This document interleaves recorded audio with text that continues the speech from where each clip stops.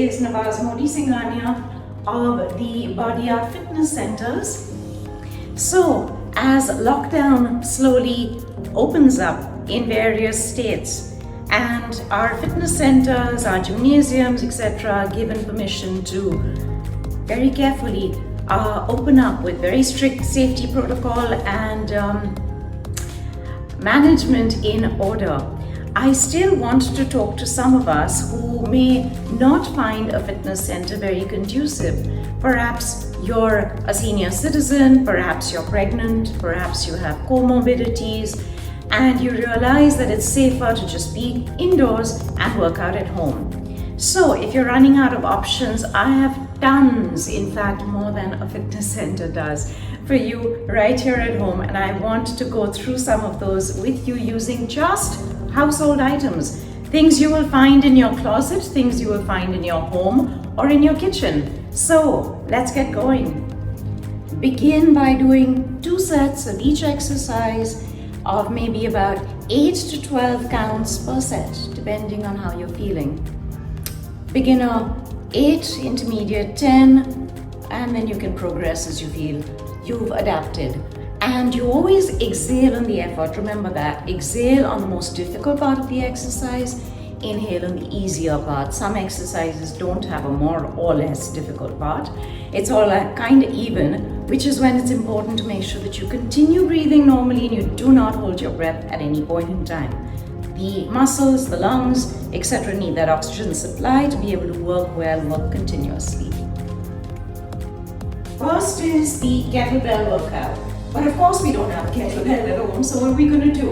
We're going to use bottles of water. Small, medium, large, depending on which one you'd like to take on weight-wise. And if it's sealed, all the better for you, so you don't end up taking a shower somewhere in between. Okay, full body exercises. The 2-arm swing. Starting with your legs apart, knees bent out here. Hold your imaginary kettlebell in front of you and breathe out as you lift up, about eye level or higher. Breathe in and lower. The second exercise is around the world and also around the legs. So, as the exercise suggests, legs are bent out here. You just swing the bottle around you. Keep the arms a little bit away from the body. And you can go the other way as well.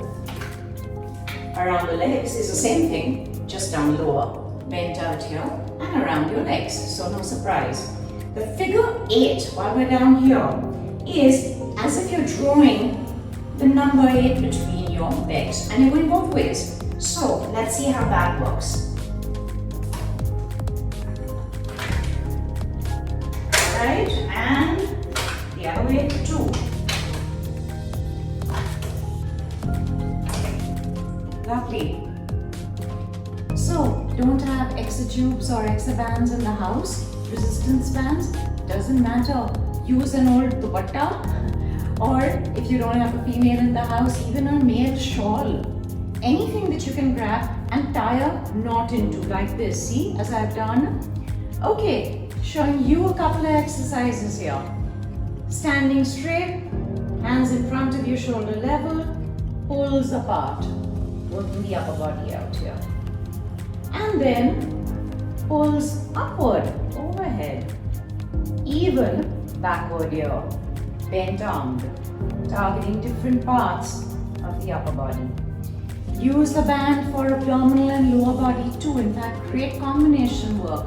Let's see how we can do this. So, seated with your band or your dupatta, should I say, on your ankles this way, legs up, back rounded, core tight, allow the back to sink a little bit, lower, recline, pull the legs wide apart while the arms are extended here. Even this frozen position does a lot for all ab muscles and the full lower body, especially the abductors, the amplifiers, the gluteals, the buttocks, the quads, the hamstrings. That's isometric. If you want to make it isotonic, crunch, release. But keep pulling the legs apart all the while. Exhale up, Inhale down. Isometrics is great for those who don't have a high BP, CBD issue, but if you do, then you want to get into the isotonics instead. Let's see what other very valuable pieces of equipment you have in the house. Hey, how about a wall? Do you have a wall? Of course we do. So, let's just use a wall. It is fantastic. It works the full body, and in this single exercise, I'm going to show you how you can work the whole body very comprehensively. So, stand against a wall, legs are apart, even wider, and far away from the wall. So, step further away, but keep your back fully plastered against the wall out here. Now, as you sit down into a squat position, watch that your knees are properly aligned with your toes. If you have a knee problem, you'll stay a little higher, but if you don't, you'll squat all the way down so that your thighs are parallel to the floor out here. Hands are up in position out here to start pushing inward. Back rounds over so that the middle back pushes against this wall. There's no gap between your middle back and the wall, therefore. And in this position, as you push with the hands involving the upper body, the abs are anyway contracted, and so are the legs because of the position that you're holding. To increase the intensity of work, one heel at a time off the floor. Lift, change, keep going, alternate the heels, try to keep the hips more or less in place. Keep breathing normally throughout the exercise, careful not to hold your breath. Super. So, do you have a towel at home? Of course you do. Okay, so get a towel in order. Make it into a comprehensive size which is comfortable for you to hold on if you want to fold it up, etc. Working the abdominals to begin with. Sit down, legs wide apart, knees bent at 90 degrees, back rounded. Recline yourself a bit out here, core tight, and we're getting into the rainbow. Holding the towel out here, rainbow it, back, and forth. This gets harder. Exhale here, inhale here. Fabulous. The next exercise works the lower body. Lying down, you're going to lift the hips up slightly off the floor, just a wee bit, maybe an inch or so, and then start sliding the legs straight out. Keep the hips more or less in place. Exhale as you slide out, inhale, slide back in. Fabulous, especially for the hamstrings, back of the thighs, and the glutes or the butt. Extend, bend. And the third exercise out here is done in the prone position, as in you turn over, get into the up position of the push-up, toes on your towel, hands under your shoulders, elbows slightly soft or tight, pike the hips up as high as you can, you're on your toes, and back down, push-up position. Exhale, pike. Inhale, push-up position.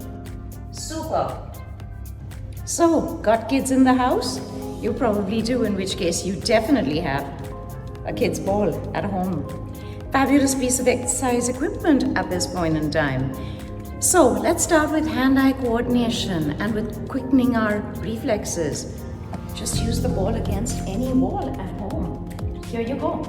Just the center, up, down, sideways, long shot, short shot, etc. You can get a whole lot in. Got elders in the family that need help with coordination, balance, all sorts of control. Hey, here's some of the great exercise for them. So, you want to get the ball between your legs, seated, and just squeeze it in. Exhale as you squeeze it in. Hold it for a few moments. And it's a half release, not a full release. Works on the muscles of the lower body, particularly the ones that are important for balance and control. Every piece of furniture in your house is a fabulous piece of exercise equipment. A simple chair. Let's see what you can do with it. So, the triceps are a common problem area. Ugly triceps are often known as bye-bye arms. They flap away in the wind. So you don't want that happening. And prevention is always better than cure. So watch. At the edge of your chair out here, your hands on the edge of the chair, either side of your hip. You're off the chair. Bend, lower, 90 degrees on the elbow. Inhale as you're down, exhale as you come up without locking the elbows back. Breathe in and out as you come up.